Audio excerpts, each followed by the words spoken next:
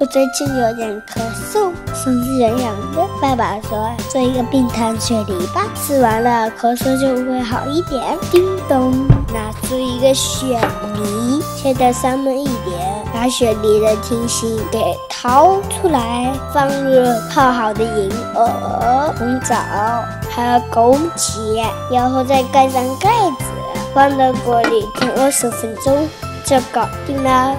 蒸好的雪梨软软糯糯的，还有一股很清淡的味道，现在早就迫不及待了，太好吃了。OK， 小朋友们，秋天一起来吃吧。